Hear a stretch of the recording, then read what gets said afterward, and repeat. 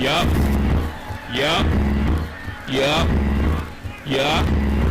Yup. Yup. Yup. Yup. They selling weight. I'm selling 8. Ball 16. Trying to graduate. The pushing quarters, y'all. Memphis Bleek is one of those blink and you missed it artists so common from the early 90s, most well known for his fifth and final album 534 and for his role in the legendary beef between JayZ and Nas. The rapper caused quite a rumble in the hip-hop industry from the moment he released his first album way back in 1999. He went on to release 4 successful albums, 2 of which were certified gold by the RIAA and star in a movie as well as get a playable avatar in a game, and gave Rihanna her first ever feature on his single, The One.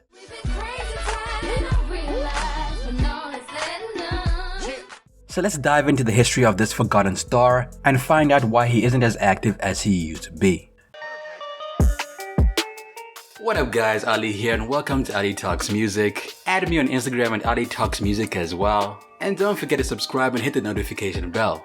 Now let's get into the video. Memphis Bleek was born Malik Deshaun Cox in the late 70s and grew up in Brooklyn. He grew up in the same neighborhood as JayZ, and the pair were close friends. The origin of his name is actually quite amusing. Memphis is an acronym for Making Easy Money, Pimping Hoes and Style, while Bleek was a childhood nickname that was given to him by his younger sister. Jay soon took Memphis on as his protege and helped him shape his career from its very beginning. He signed Malik to Rockefeller as one of the label's first artists in the late 90s. Bleek's first formal appearance was on JayZ's debut album Reasonable Doubt on the single Coming of Age, which was released around 1996.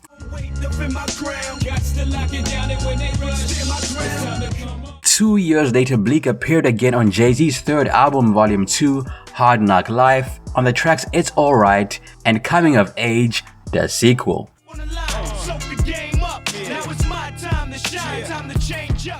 The former of which actually charted. Around 1998, when Memphis was around 20 years of age, he founded his own record label called Get Low Records under the guidance of JayZ. After the initial major hype around Rockefeller and the success of his features on JayZ singles, Bleek took advantage of the buzz around his name and launched both his record label and his solo career with his debut album Coming of Age in 1999.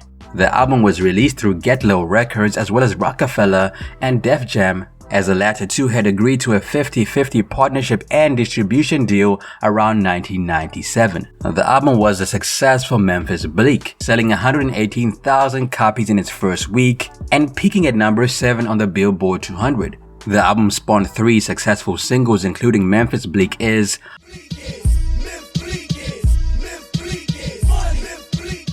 What You Think of That, and From My Hood to Your Hood.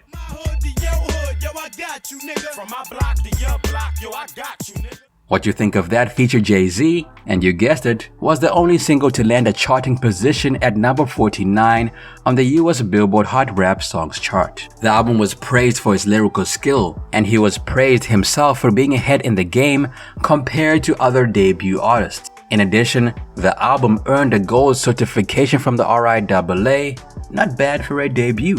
After successfully releasing his first studio album, he went back into the studio with JayZ to feature on Pop for Rock alongside Beanie Sigel and The Mill. The track appeared on JayZ's Volume 3, Life and Times of S. Carter. The following year, he got a lot more than his fair share of feature time on JayZ's 5th studio album, The Dynasty Rock La Familia, which was released around 2000. He appeared on the singles Change the Game, You know I keep these right under the white B. 3XT, I'm eating now, you can't see the Get Your Mind Right, Parking Lot Pimping, and others. He even had a solo single on the album titled Holla, and you snitch ass niggas wanna peep my shit, but I Got Direction, and I'm educated to all the bullshit going on.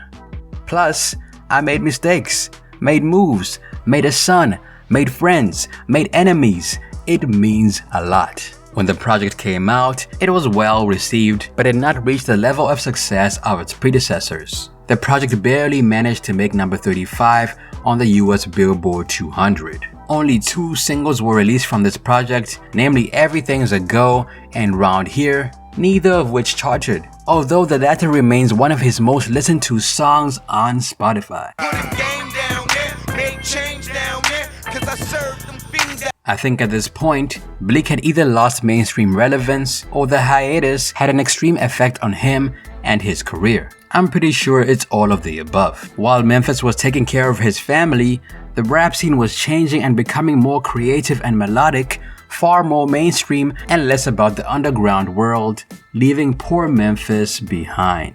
Bleek returned to the drawing board, working intensely and carefully on a new album that was specifically tailored to his fans and his fans alone. The piece took longer than his other albums and only saw the light of day around 2005 and was titled 534. The number was significant for multiple reasons. Foremostly because it was named after the building number of the housing project that he and JayZ had grown up in. In addition, it was the first album released on Rockefeller since Jay had become president, and it contained the first single that he had worked on since going into a brief retirement in 2003. The single was called Dear Summer and remains Bleek's most listened to song on Spotify. They know I'm not no fronter. I don't talk shit. I just flip it on ya. Lastly, the album featured Rihanna's debut appearance as a feature on The One. The other notable single on the album was Infatuated, but despite all three placing on his most listened to on Spotify, none of them managed to chart. The album, however, peaked at number 11 on the Billboard 200. However, despite everything that made this album special, it didn't even sell about 200,000 units, and it seemed that he had lost all his ability to connect to his fans. Memphis Bleek didn't give up despite the hurdles in his path, and went on to work on his next album called The Procession or The Inauguration. I want to do an album that's through the roof. I want to do a classic album. I feel that if this album I'm not recording is a classic, I'm not even gonna put it out. I have to do bigger than anybody has ever done it. I have to make a good record this time, not just talking junk records. It has to be deep. I want people to pick my album and learn something. His words proved prophetic as the album stalled and was never released. Following his failed third and fourth album, Memphis stopped releasing studio albums. He released a slew of mixtapes over the next few years, and I do mean a slew. Around 2005, he released Bed-Stuy, Do or Die, and in 2006, he dropped IML, the mixtape Volume 1, and Feed the Streets.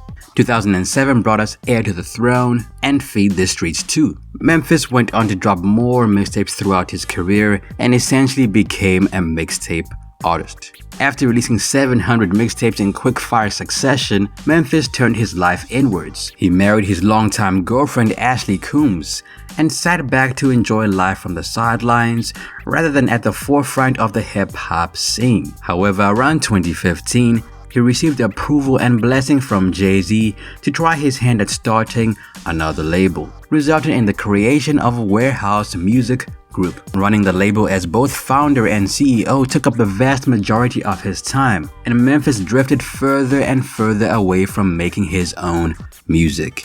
He went on to sign a wide variety of artists, including Manola Rose, Famous Kid Brick, and Huey V. He initially had also signed Casanova, but that situation did not work out, and Casanova swiftly left the label.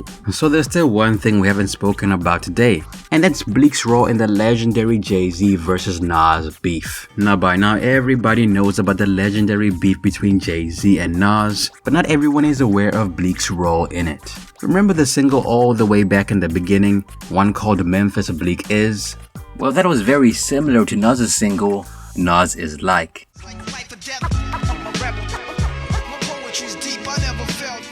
And because Bleek was JayZ's protege and because Nas and Jay were beefing, it was considered a shot. His most notable early shot, however, was in the song called What You Think of That, where Bleek raps, "My whole team rocks. We don't speak to cats. I'm a ball till I fall. What you think of that?"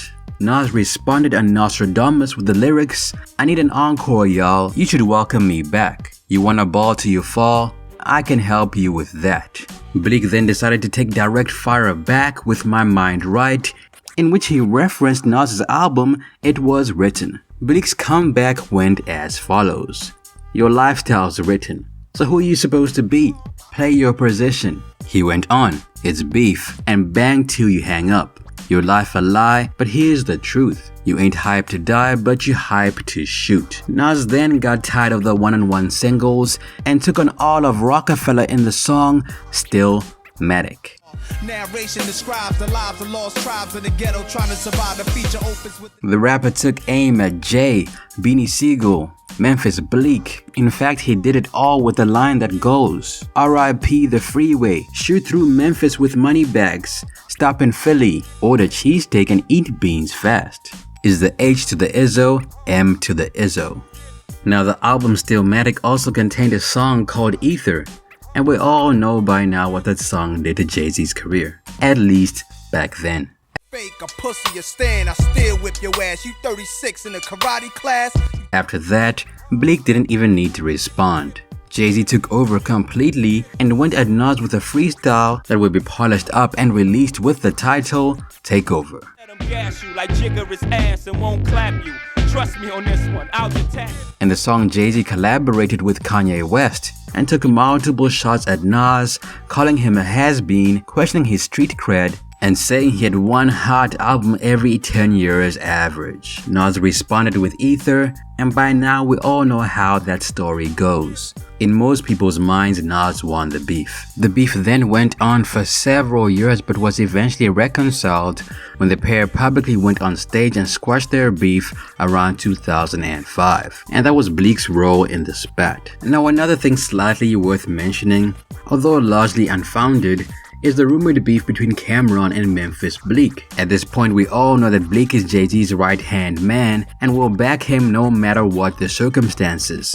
In this rumor, and again I say rumor, Bleek hung out with a lot of the Philly crowd and was friends with a lot of them. One of the rappers that filmed alongside Bleek in his 2002 acting effort State Property was CamRon. Around the same time, JayZ was recording his Blueprint 2 album, and he and CamRon were having problems with each other. The animosity escalated until it was mentioned that CamRon was going to be promoted to vice president of Rockefeller.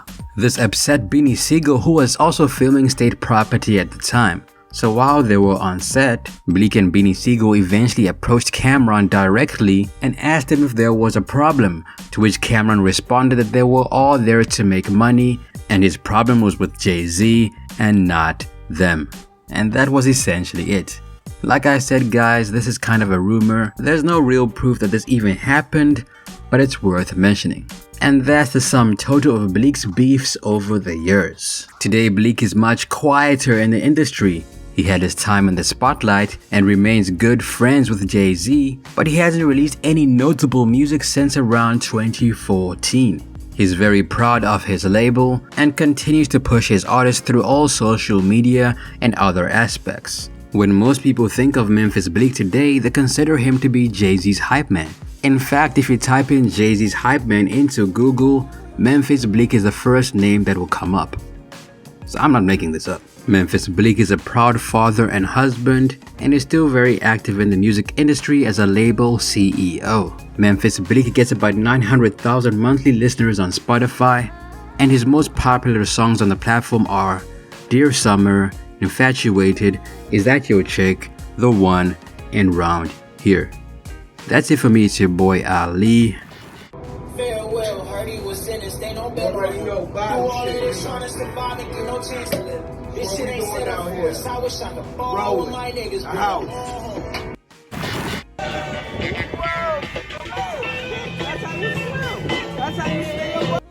What happened to Memphis Bleek in your opinion? Let me know down below. Video requests? Be sure to let me know down below as well. New What Happened To video dropping next week. Also add me on Instagram at Ali Talks Music. Till next time, peace.